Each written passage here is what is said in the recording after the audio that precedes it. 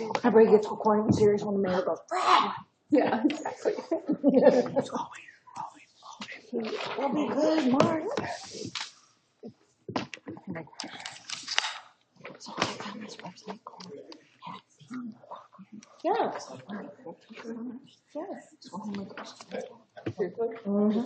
I need to remember that. Yes, sir. There hasn't been any now.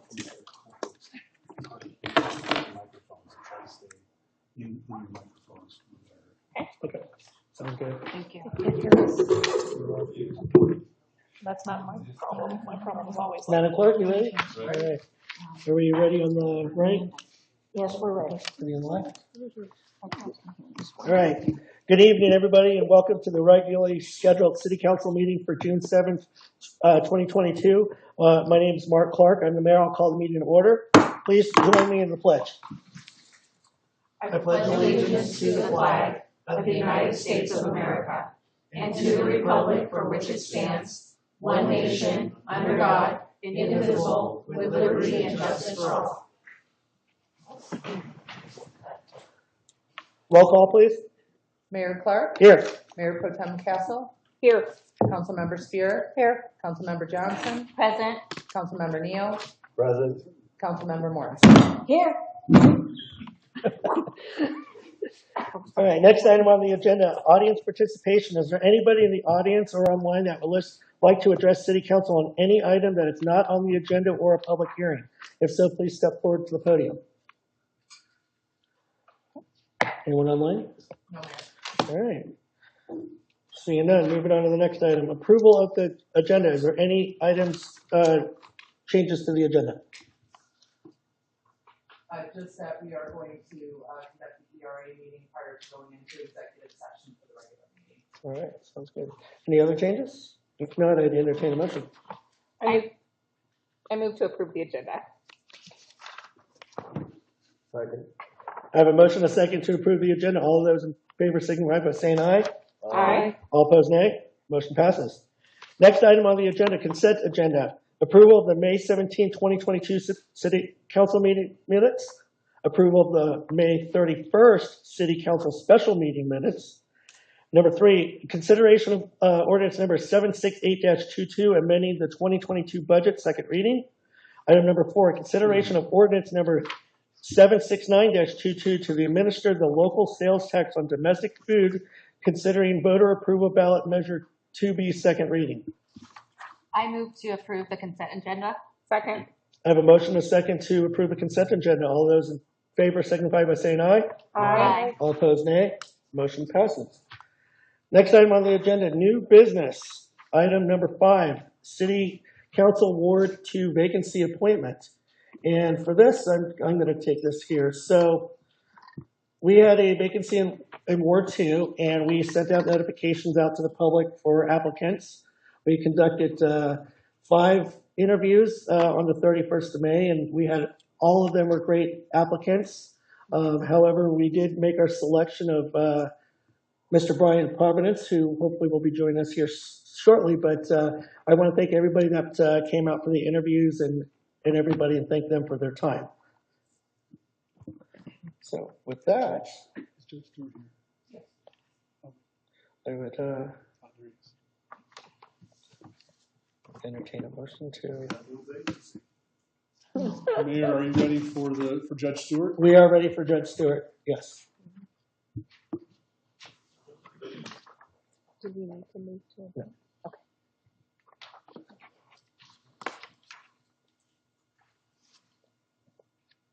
Raise your right hand. Repeat after me. I, and state your name, I, Brian Andy Providence, do solemnly swear do solemnly swear that I will support the Constitution of the United States, that I will support the Constitution of the United States, the Constitution of the State of Colorado, the Constitution of the State of Colorado, the Holy Charter, the Golden Charter, and the ordinances of the State of Colorado, and the ordinances of the State of Colorado, and will faithfully perform and faithfully perform the duties of the office of Council Member Ward 2, the duties of the office of Council Ward 2, on which I am about to enter, on which I will enter to the best of my ability. to the best of my ability. Congratulations.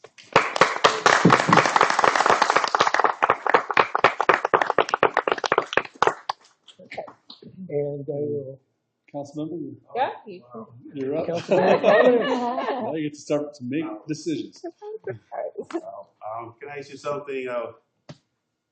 Good evening. I was not expecting all this formality, but thank you. I said I should have brought my family, but this is great. Proud to be here. This is a really good town.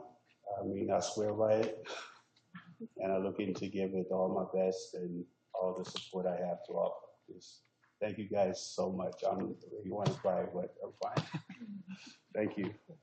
And with that, we need to do the motion to Thank you. appoint him, because we skipped that. Yes. Yes.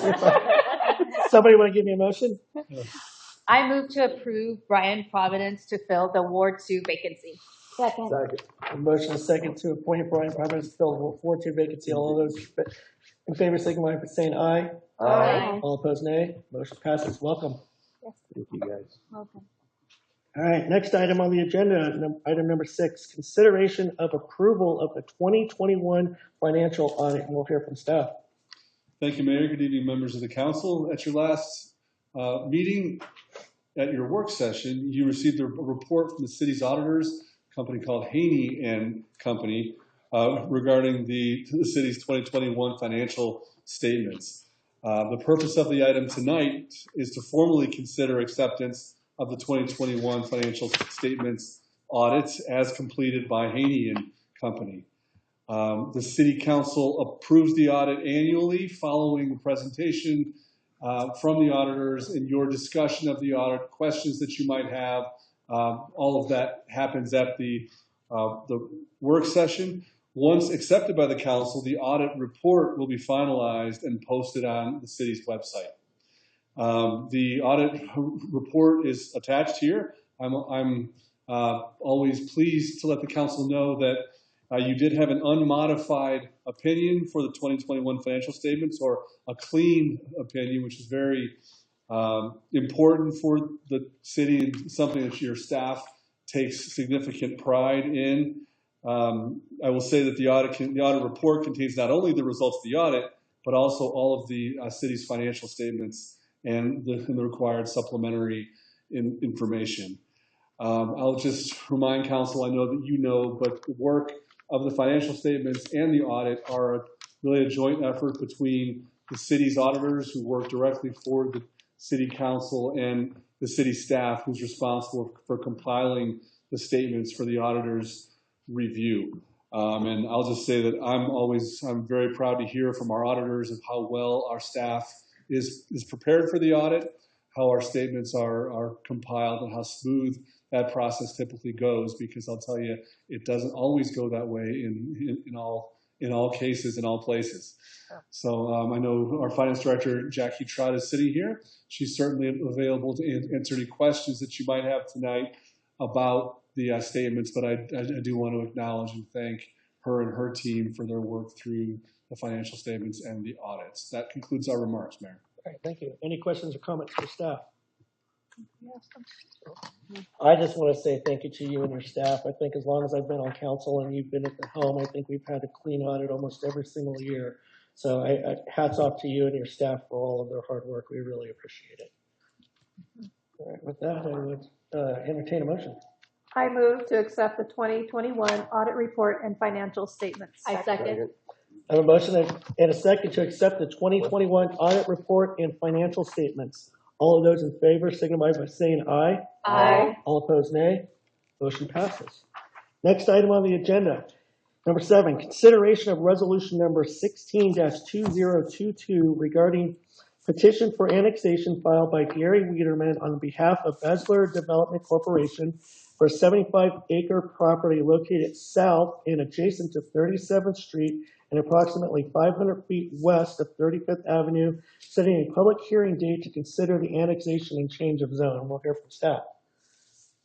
Thank you, Mayor. This is a potential annexation that will be fundamental to an important large new subdivision coming forward for council's consideration over the next several months. This property, as the mayor stated in the title, is located about 500 feet west of 35th Avenue and just south of 37th Street. So with that, I will turn this over to our Assistant City Manager, Randy Reedy, for an overview of the item and our recommendation tonight. Thank you, Jim. Thank you, Mayor and members of council. Before I get started, I wanted to make a note that Mitch Nelson is here representing the applicant, which is Bessler Homes in this case. So this matter is before you to determine if there's a community of interest sufficient to consider the annexation of this parcel that Jim described, and to set public hearing dates if that interest exists. So Mr. Gary Wiedemann has provided authorization to Bessler Development LLC to submit this annexation and zoning request to the city. It's about 500 feet west of 35th Avenue, just adjacent to and south of 37th Street. Here's an aerial view of the property in question. The properties that are highlighted in pink are already in the city of Evans. As you can see, this is an enclave there that is not. This is the property directly to the south are in Weld County. So this property, in conjunction with the property immediately to its west, as you can see there, property that had been owned by Tuscany 3 LLP, together form the property under consideration for PUD zoning, and the existing property that is within Evans, combined with this new parcel under consideration for annexation and zoning, would make up the property for residential development, including about 700 units that are proposed, both single family and some duplexes and townhomes. This application was just delivered to the city last week. It's under review and will be coming forward to you. But what's before you now is just the process for accepting the annexation petition. The city has received this petition. We have the opportunity at this point to set the date under the municipal code for a process to consider the concurrent annexation and zoning. Code in section 1806-030 sets that the conditions forward. Staff and the city attorney's office has determined that the conditions do exist. They have complied with the requirements of the subsection of the code and is eligible for annexation. So the procedure is that the applicant seeks approval of their intent to annex, and the job before you this evening for consideration is setting the dates for a public hearing. The motion before you is to approve a resolution that would set that date for July 19th, 2022. Staff has reviewed this petition and has found that it substantially complies. So with that, staff does recommend approval of proposed resolution 16-2022 to initiate those annexation proceedings and set the date of the public hearing for July 19th. That concludes our remarks, Mayor. All right, thank you. Does anybody have any questions or comments for staff regarding the petition for the annexation? I just have one. Sure. So just to be, sorry, No, go ahead. just to be clear, this is just the fields, not any of the buildings or the properties or the homes. This is the Wiedemann parcel, and there is not a structure on Okay. the property. So. Anybody else have any questions or comments? If not, I'd entertain a motion. I move to approve resolution number 16-2022 as proposed and establish the hearing date to be July 19th, 2022. A second? I have a motion and a second to approve resolution number 16-2022 as proposed and establish the hearing date to be July 19th, 2022. All those in favor signify by saying aye. Aye. All opposed, nay. Motion passes. Item number 8, consideration of ordinance number 766-22, approving an oil and gas lease between the City of Evans and PDC Energy Incorporated for city-owned properties, the Evans Community Complex. First reading. We'll hear from staff. Thank you, Mayor. This is similar in makeup to some other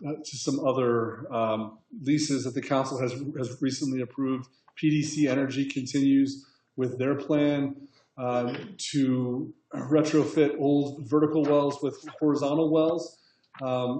They at this point are ready to approach the city. They have presented the city with a lease for mineral rights owned by the city underneath the Evans Community Complex, which is outlined there on the screen. It happens to be where we are all located right now. The property is an area of 3.69 acres, according to the Weld County assessor. The terms of the lease are identical to those that you've seen over your last few meetings, with royalties higher than what we might secure if we were forced into what's called by state law a pooling arrangement with other properties for those mineral rights. If the city is agreeable to these terms, which we have negotiated and have kept consistent with the other properties, the signing bonus upfront payment would be about $10,750 that would be made upon execution of the agreement.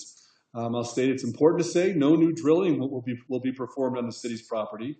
Access to these mineral reserves will be from directional wells, horizontal drilling that are drilled from a pad that could be more than 2 miles from this site. So there's no possibility of drilling anywhere near the Evans Community Complex.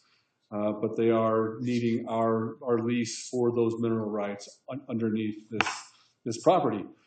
So with that, staff recommends that the council approve the lease on first reading tonight and authorize the mayor to sign the paid up oil and gas lease, which is also in your memo. That concludes our remarks, Mayor. Thank you. Anybody have any questions or comments for staff? Have none. All right, seeing none, I'd entertain a motion. I move to approve ordinance number 766-22, approving the lease on first reading as negotiated with PDC and authorizing the mayor to sign the paid up oil and gas lease and order for payment. Second. I have a motion and a second to approve ordinance number 766-22, approving the lease on first reading as negotiated with PDC and authorizing the mayor to sign the paid up oil and gas lease and order for payment. All those in favor signify by saying aye. Aye. All opposed, nay. Motion passes. All right, moving right along. Item number 9, consideration of municipal refuge collection service agreement with Waste Management of Colorado Incorporated. I'll hear from staff. Thank you, Mayor. At your December 21st, 2021 work session, the council considered its current refuse collection agreement, which is with Waste Management Incorporated, with the goal then of outlining the important agreement points and service points that might be included in the next procurement of refuse collection services for the city of Evans. We have now taken that feedback, we built that into an RFP. The request for proposals went out, and we received 2 proposals for refuse collection services citywide. We've completed that process, and tonight we have the results of that procurement for your consideration. I'll note that this is on your regular meeting agenda because staff had anticipated having an actual contract for council's consideration with the recommended vendor. However, our final negotiations and some of the contract details have taken longer than we thought, so we don't have that actual agreement for your consideration tonight.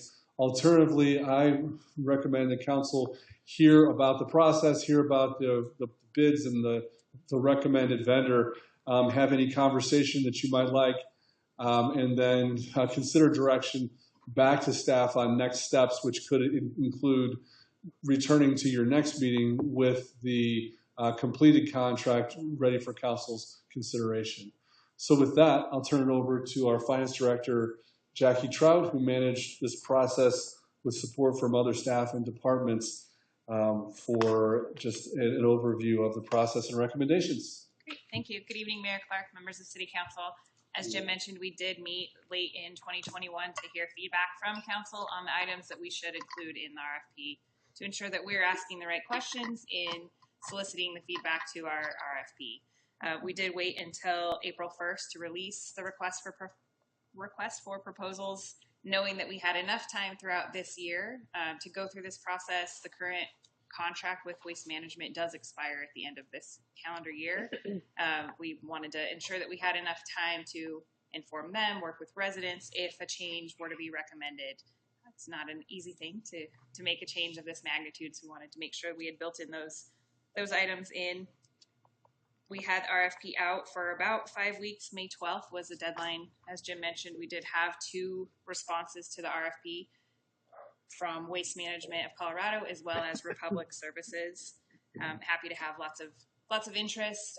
We are a very big client, honestly, in this area for refuse services. So happy that we got 2 proposals that were really ready for the city to consider. We had a selection committee of 5 staff, including myself, various departments as well. So we had good depth of the folks reviewing these proposals. The criteria was released in the RFP, and we use that to score them appropriately, looking at things such as understanding the scope and the needs of the city, including those in the proposal. Are the contractors able to service the city? Are they able to provide the level of customer service that we've grown to come to need and expect? Are they motivated in this area to do great service for the city of Evans? And then cost competitiveness as well. This was not a closed bid. This is not being recommended based on cost alone, because items like customer service, commitment, understanding of our community are so important. Through that process, what we learned very quickly is that the rates and the proposals are fairly complicated. There's a table on page 2 of your staff report that outlines the dollar amounts that came in from those proposals for the various services. I will note Waste Management is in that second column compared to our current rates with Waste Management in that first column. And then Republic did offer 2 different options as well. Overall, we were really happy that both provided an option for a bundled trash and recycling service. I think that's really important. We heard from council that encouraging recycling at every extent is very, very important, and both of these companies highlighted that. What Waste Management provided in their proposal was an option to actually reduce by about 9 cents per account per month that trash service. I think as you heard at your work session, everything inflationary is hitting across the board. We were very shocked to see a proposal that actually had a reduction in cost. What I heard is that we're a very, very important customer to Waste Management. They wanted to ensure that they were offering a solution that would be cost effective to us. So we're appreciative of that. In the bundling, recycling, and trash option, about 5th line down in that chart, I will highlight if you're a current resident that has both trash and recycling, what the city is paying Waste Management for that service is about $23.03. What they're proposing for customers that are using that bundling service is a cost of $16.97. So $4.88 per account to have that bundling option. They have communities that are currently only giving a bundle option. So something that City Council could look at doing is saying you must have trash and recycling option. They've priced it such that you can have just trash or you can have the bundling.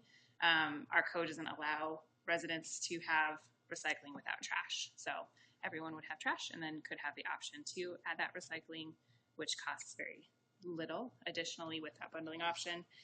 Under the Republic pricing structure, their trash is $16.50 and recycling is $12. So right away, more expensive on both of those services. They have a bundling price of $26, and they also wanting to ensure that residents are encouraged to recycle whenever possible. Obviously, anything that they can keep out of the landfill, both companies, helps to extend the longevity of their landfill operations and other pieces too. So both are very, very committed to ensuring that recycling is a big proponent, or that we're a big proponent of that in the city. As we went through and looked at scoring of various items and costs, the rest of which are outlined here, very different in additional services, those bulky items. Both will provide those. Both will provide extra trash bag pickup. If you have an extra bag that doesn't fit in your trash receptacle, you can leave it out. They will charge you directly for that additional bag fee. So both have those options.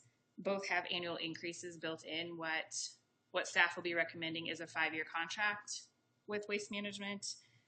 Republic included in their proposal about a 3.5%, well, not about, a fixed 3.5% increase each year, while Waste Management wants to use a water, sewer, and trash CPI. It should be an inflationary factor that's more closely related to their exact operations. Staff did initial analysis on that trending. It could be as little as 2%, 4%. It's changed each year. Ideally and historically, when we looked back, it would be less than a 3.5% fixed increase. A little bit unknown going forward, but it does feel like a factor that's more closely tied to factors that the company themselves are having to pay an increase. Going back to scoring of those categories from staff, we looked at the total score for all 5 reviewers. Waste Management did score 214, and Republic was 145. And 2 of the major factors for that, the disparity there, is the scope of the proposal. Waste Management went very, very in-depth to some of our events. It was included in your packet. You can see a lot of community involvement, a lot of wanting to create a website to help with customer service, ensuring that they could take some capacity on themselves, reducing the number of calls and emails that customer service staff at the city is getting for, I want trash this day, I want a second recycle bin, back and forth. Currently, you have to call to our customer service staff, request those services, and then we inform Waste Management that it's okay to add those. This website would allow for residents to just go online, put in a help ticket, quote unquote, with them through their website. You can request new services. It'll be something that our staff can have live access to as well. So, the scope of their proposal really did go a little bit more in depth into what they could offer us, how they can provide those services, and then cost competitiveness was the other factor that really scored them ahead of Republic services. As you look at the table on page 2, every item is more cost effective with Waste Management. So as we look at a recommendation to council, we do keep a refuse collection fund.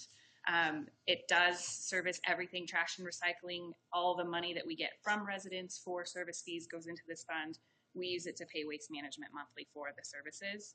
It also pays for overhead transfers back to the general fund for a portion of my staff, for instance, in doing this process and helping to manage Waste Management's contract. It also pays for our printing and postage of bills that goes out. It also helps to pay for our cleanup weekend. So there's 2 of those, obviously in April and October currently. We use some of that additional money that we charge residents to ensure that we have those cleanup weekends.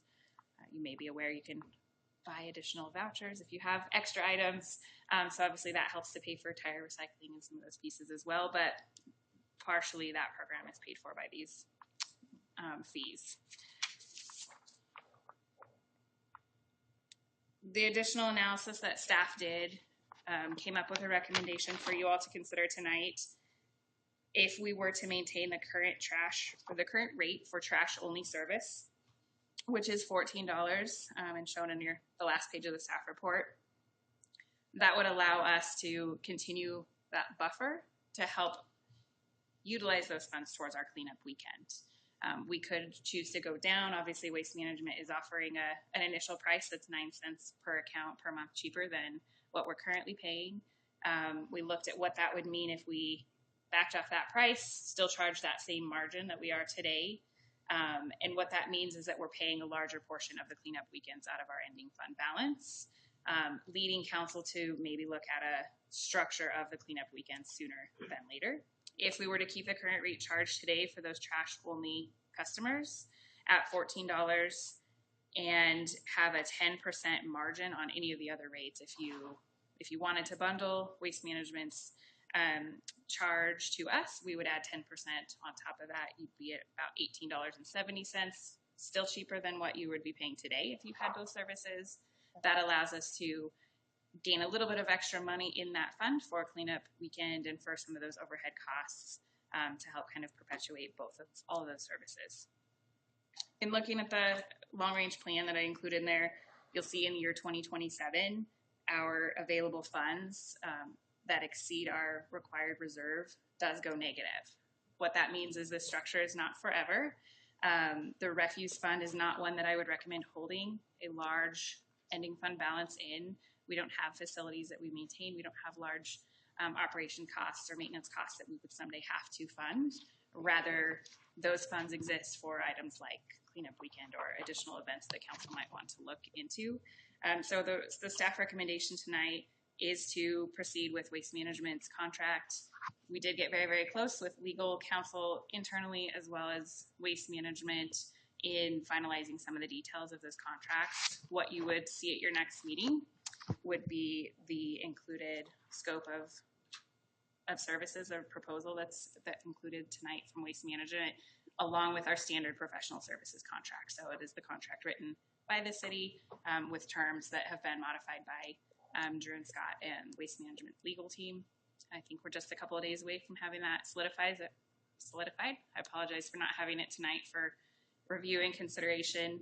That is staff's recommendation, and to hold the current rates at that $14 with the 10% margin on any of the other fees. And hopefully we'll have the conversation about city cleanup weekends here in the next year or two, or earlier if council may wish to reconsider how we do that pricing structure and ensure that we have money for all of the trash and recycling needs.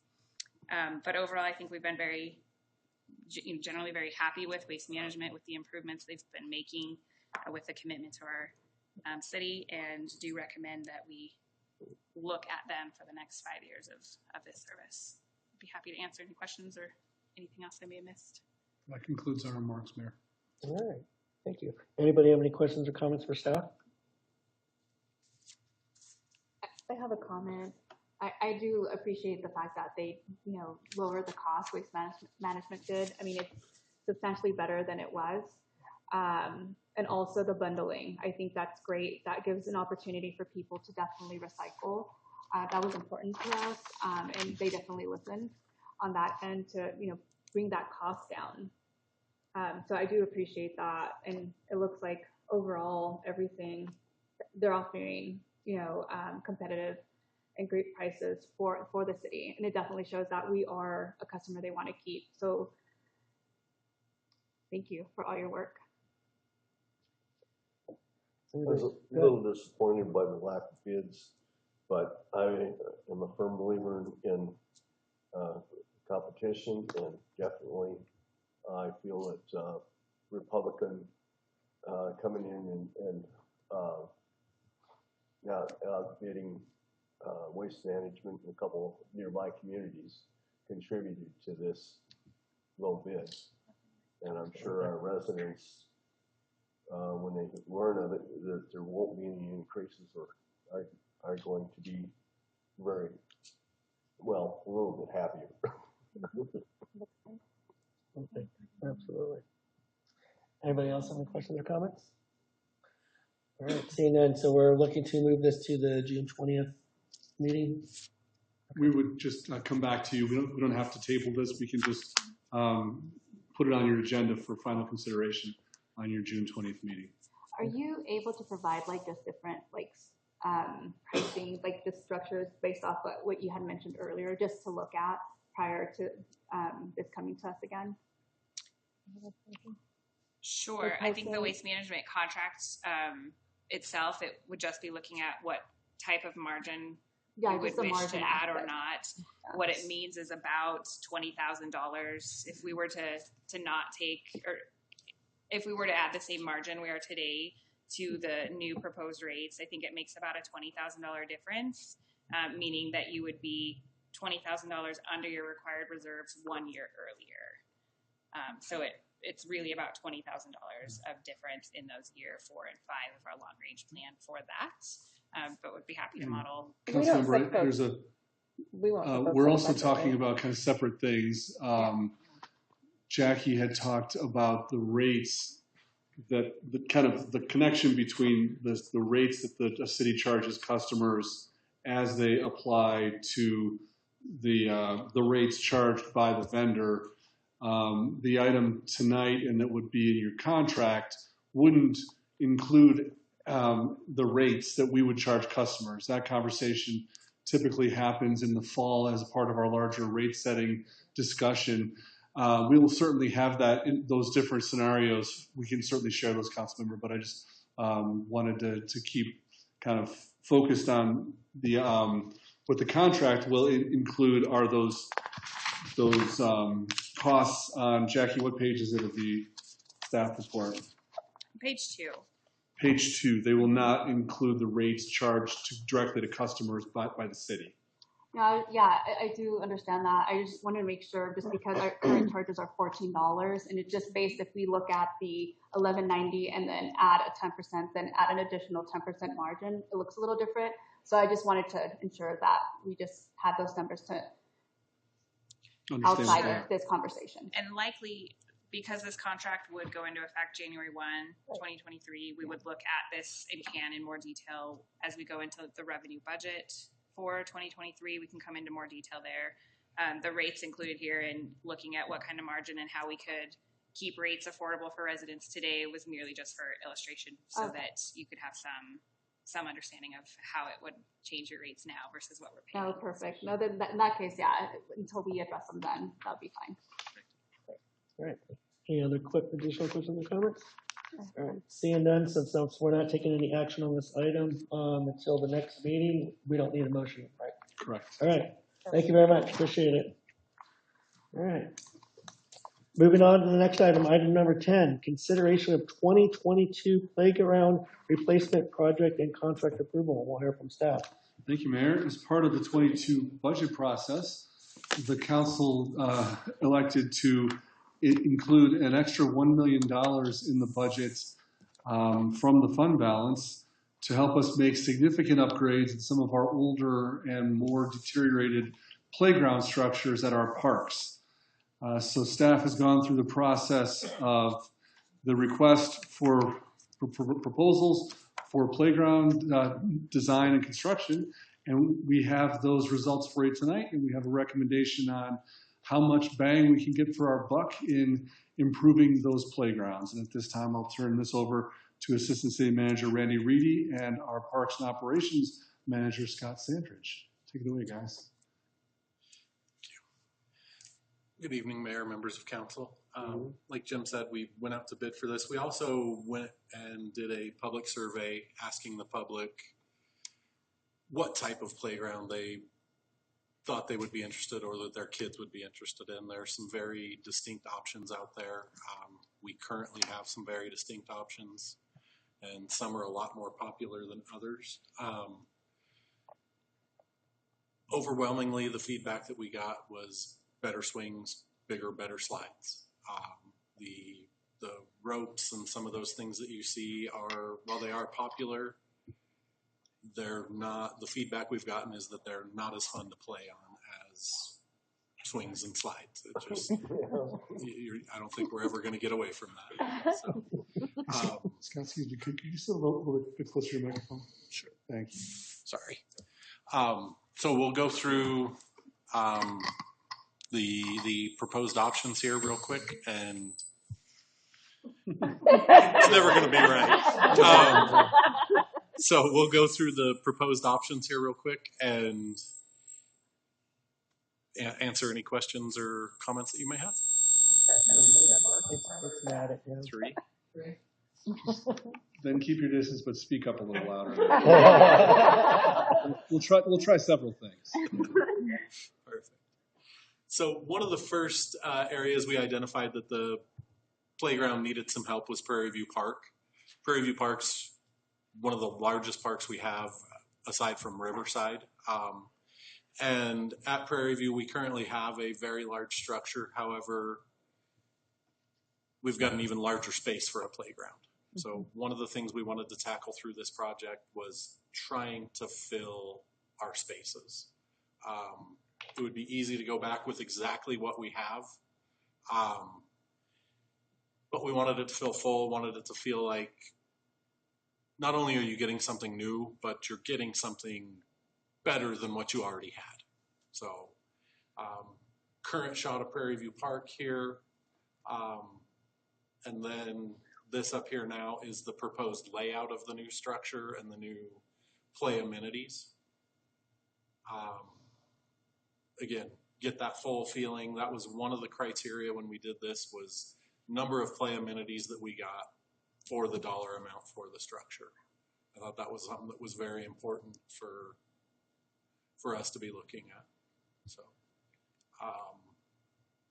quick shot of this again, as was in your packet. None of these are, this is not going to be the color scheme that we probably end up going with unless you say that you love these colors. But quick view of Prairie View, Pioneer Park, same thing, current view of it, and our proposed view with a lot more action and things going on in there. Vineyard Park, probably our smallest playground in the city, and the most difficult to really make it feel like a fun, full space for everybody to enjoy. But this is our proposed structure here. We were able to actually get swings in here for a couple of years. I've been told by the playground folks that it was too small to get swings in, but they've figured out how to get them to fit into our use zones. So do have slides there. The final park we have in this that we're not proposing a full replacement on is Ridge Park. Ridge Park currently already has a poured in place rubber surface. It is across 42nd from Prairie View Park, but we didn't want to forget about it and just let it go the way it currently is either.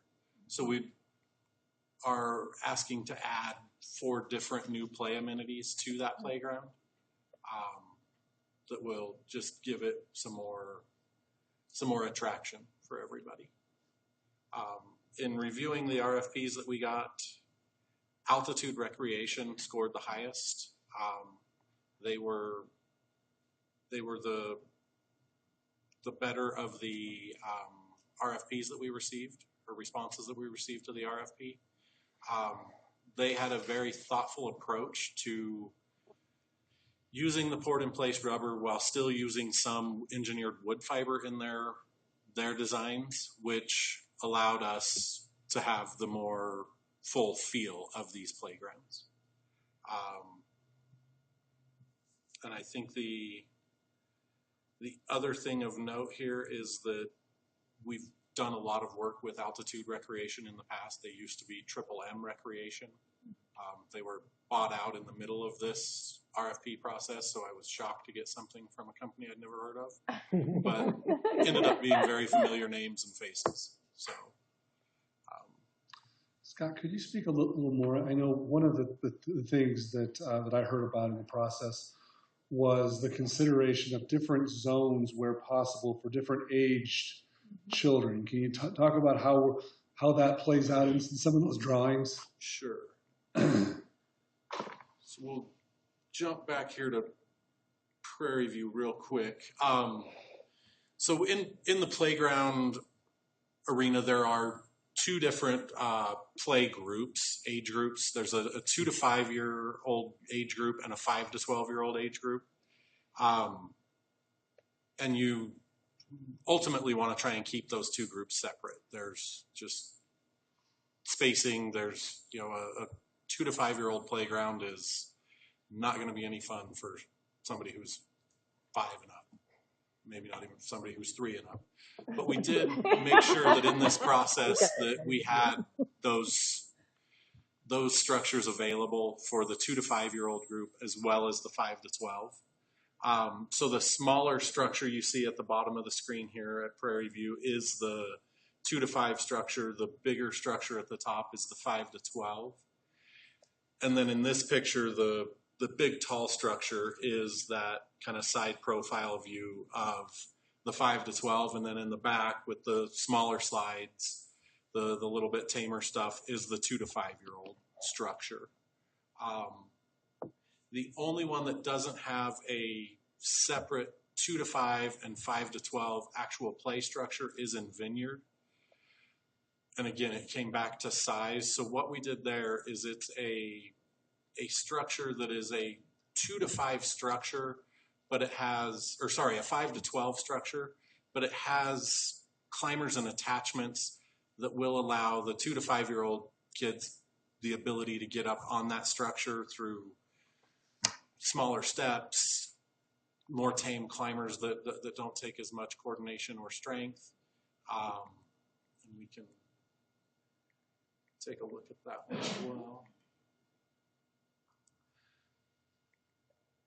So this is that 5 to 12 structure. So you have taller heights and stuff like that, but you still have some very tame ways of getting on. There's some stairs on the opposite side, and just some things like that allow ease of use for all groups there. And one other thing that I really like about all of these proposals, they include ADA accessible features for mobility challenged kids. There's something in each one of these parks for them as well. So. With that, I'd be happy to answer. That does conclude our remarks. Mayor. Thank you. Any questions or comments for staff? I have a comment. Good. Just because I have small children. So one of the things when I go to like parks and there's slides is it's great for the older kids, but when you have like under 5 kids that want to get on a slide, as a parent, you're going to have to get on these, rides because you have children that are barely walking, and so when you have openings on each side of the slides, me as a parent, I freak out because I think my kid's going to fall, which most of the time they do. And so for me, I would love to see something like this for the 5, but just less openings next to the slide. I don't know if that's possible. I don't know if they make some kind of slide structure like that, but where they can't fall out. Because when you have multiple kids clustering, which most of them cluster by the slide, there's, accidental pushing and shoving, and, some kid goes out one way, the other one falls the other direction. I don't know if that is a possibility to find. I do like how it looks. It's great. I like the fact that it's ADA compliant, but that's just a comment that I have. Granted, it's just me. Maybe. So you're saying you don't want to go have fun and go down a slide with your kid? No. See, I wrote myself a note that the structures that are 2 to 5 should also say 35 plus, because there comes a point, and I've reached it, that I'm not going down that slide. So I'm just saying, somebody's going to fall. It's this girl right here. So. No, I think this is fantastic. I think, speaking also as a mom with kids, and I have both age ranges, it's nice to see the capacity for all children. And I agree with Randy that I like that there is the ADA accessible pieces so that, all kiddos can come and have fun. And I think it's such a great part of our community, and really excited to see that exemplified throughout our park. So really great job. Thank you. So my question is, does the proposals here, do they include the tearing down of the previous equipment, or is that going to be on the city's onus? No, the proposal is 100% all demolition and construction. Okay, and when you say that they're doing the rubber, are they putting the rubber into them? I mean, so we're not recycling any current pad at all, just the footprint. The footprint, yes. The only place that we're reusing any current surface that's already there will be Ridge Park. Ridge Park it already is the port in place rubber, so they are able to cut that, do the work that they need to do to put that play amenity in, and then they can match that. So I'm all for this, but looking at the prices that you have broken down for each of them, I'm wondering why we can't get something sort of like that at Da Vinci Park, right, for the reasonable cost through these people. Da Vinci wasn't going to have a playground, right? It's just the one that was the scooter, like half. Yeah. Okay. Yeah, because it's a lot smaller. Alrighty. Something like this would be in addition. Outlandish. That's why I was like, if there was no place to have any kind of recreation, if it was just that, so we can address that later. Yeah. But that was my question: this seems like a very reasonable situation here with these parks. So why couldn't we progress that over to the other park? But anyways, I'm all for this, and I'm of course for as safe as we can get for any kind of equipment for both children and accompanying adults. Children and Amanda. Yeah, Councilmember Johnson, to your point, this is the Prairie View Park that shows that enclosure around that tall slide. So kids it's for the younger one, because the older kids, I mean, if we had that structure for the smaller kids, because the older kids, they know how to hold, they understand safety better than smaller people. They have balance. Yeah, they have balance. Just something like that, but for the younger ones. And I do appreciate that there's 2 separate slides, because in places that does not have that option, there tends to be like an open area. And I mean, again, with smaller kids, I notice that more often. And so I'm just like right there waiting to catch a child most of the time. But if the smaller one had something similar to that, that would be great. Mayor?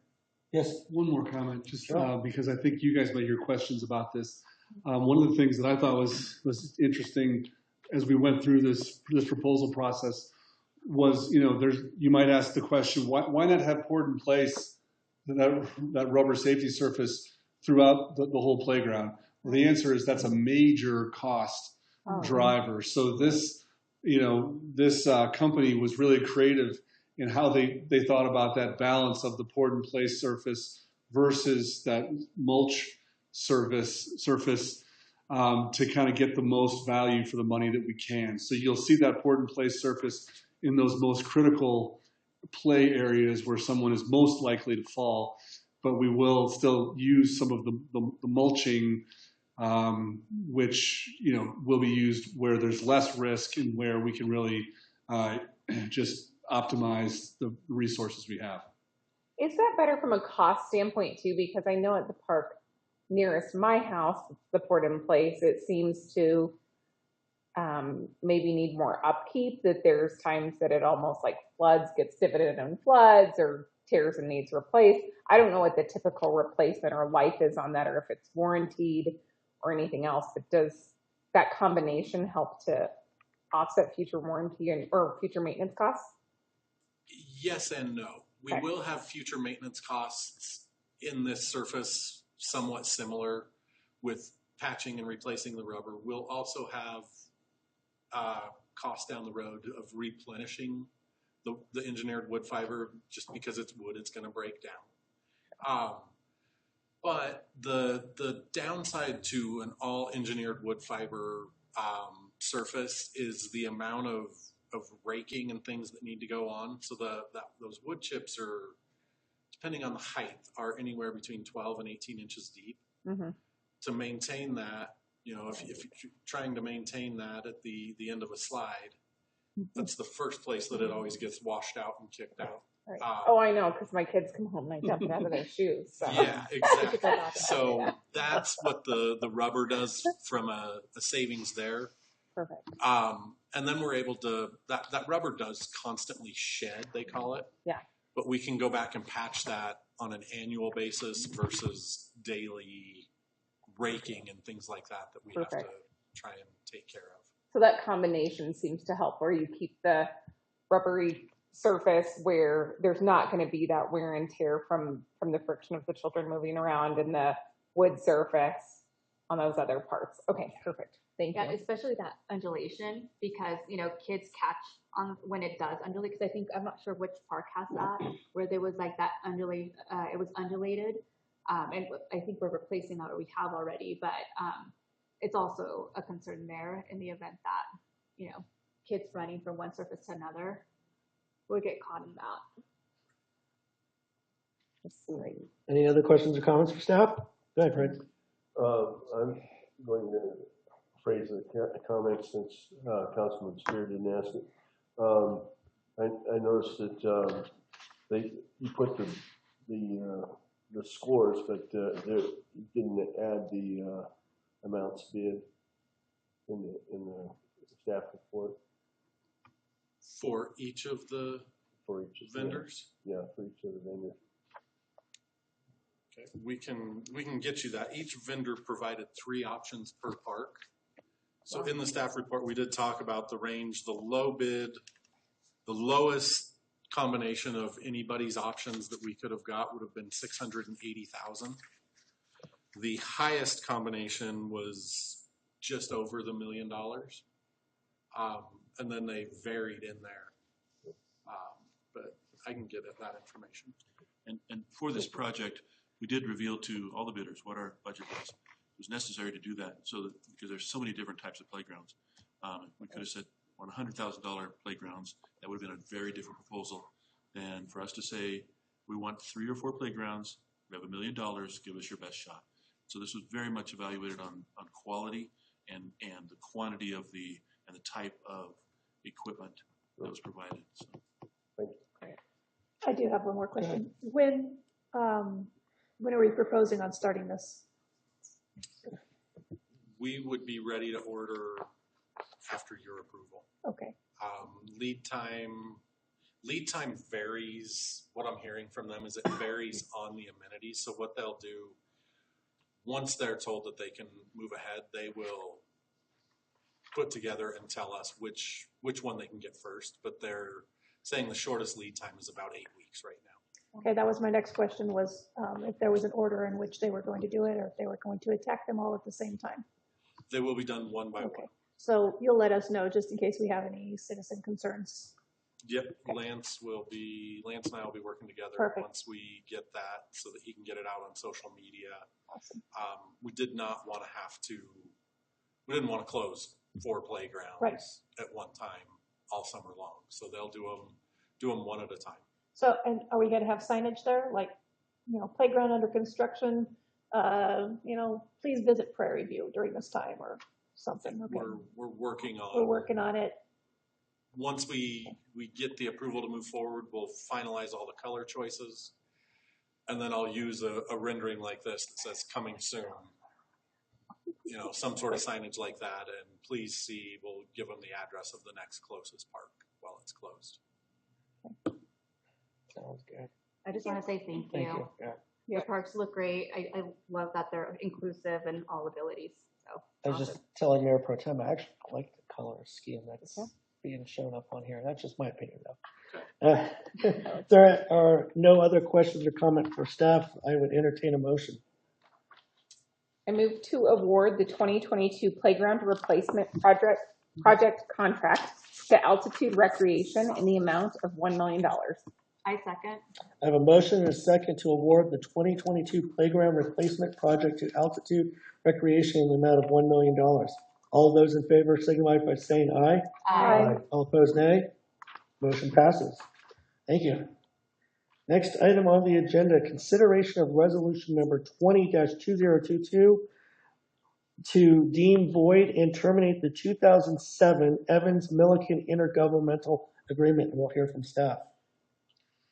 Thank you, Mayor. In 2007, Evans and Milliken entered into an intergovernmental agreement that would allow either community, to receive retail wastewater treatment services for areas in the other municipalities' municipal boundaries. Specifically, it probably makes more tangible sense when you think that the property that was subject to this and had some provision for service from Evans to Milliken is the property that we know as the Flack property, which is located west of 65th Avenue at approximately 42nd Street.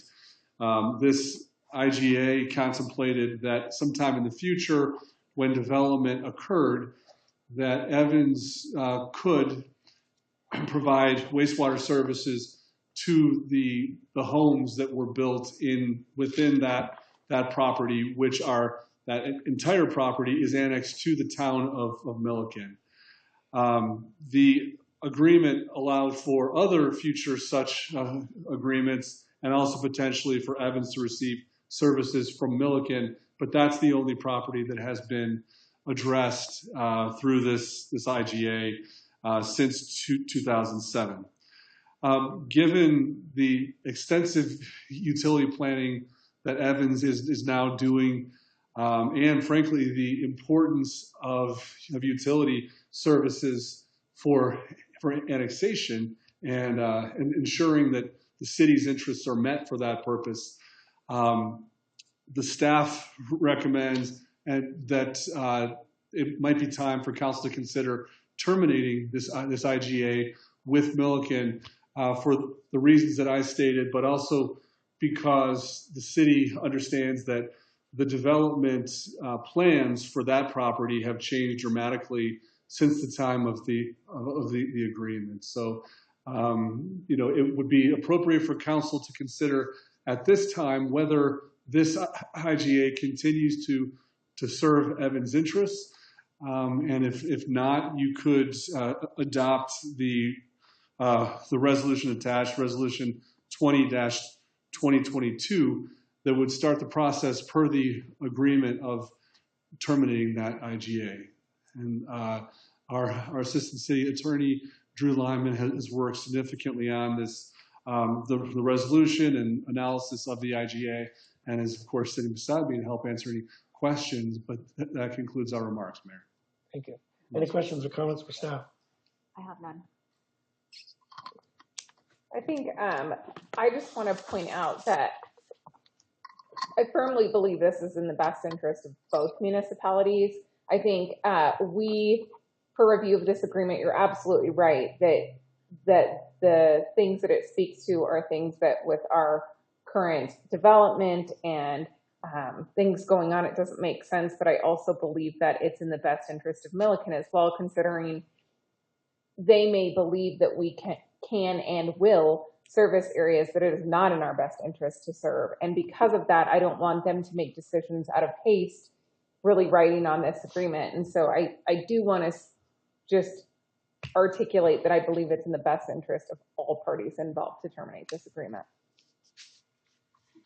I also just want to add that since I've been on council, I know not as long as some of the others, we've come across a few of these IGAs that to me are a little too vague, or they don't have specific end dates, or they don't have, specific line items, things like that. And I understand some may have to have a little wiggle room, but the few that I've seen or been a part of, in my opinion, have not been to the best benefit of the city. And so I don't think any of us are saying we won't ever enter into any other agreements. That's not it at all. But this one, I also do not feel it has the city's best interests at heart.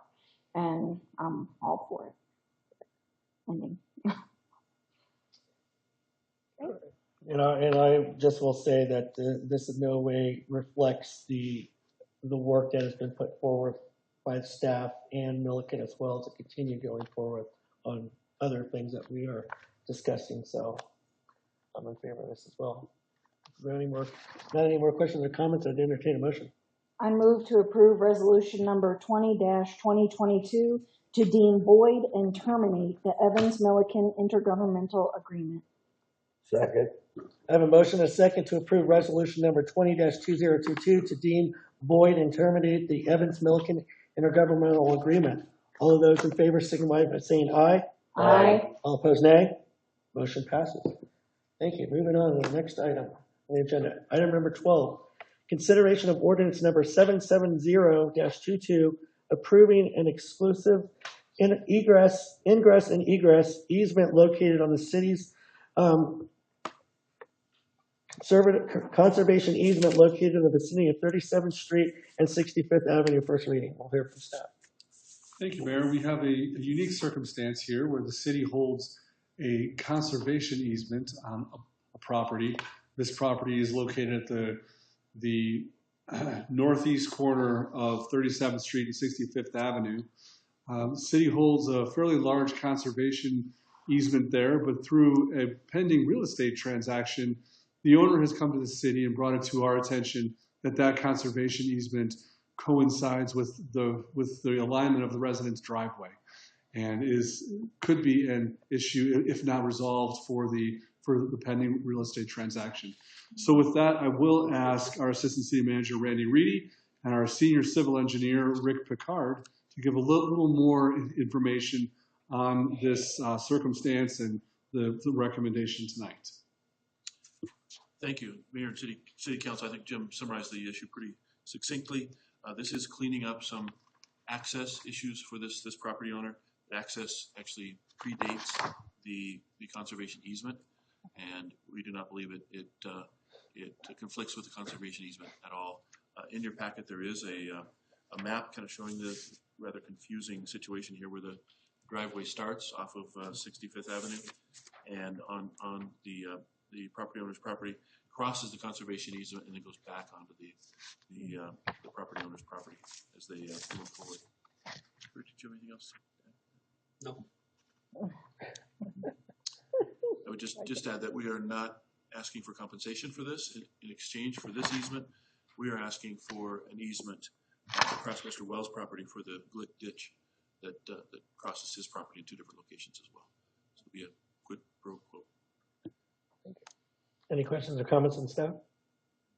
Yeah. If not, I'd entertain a motion.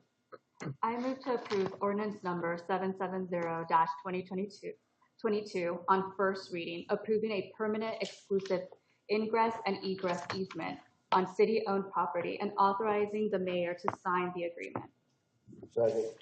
I have a motion and a second to approve ordinance number 770-22 on first reading, approving a permanent exclusive ingress and egress easement on city-owned property and authorize the mayor to sign the agreement.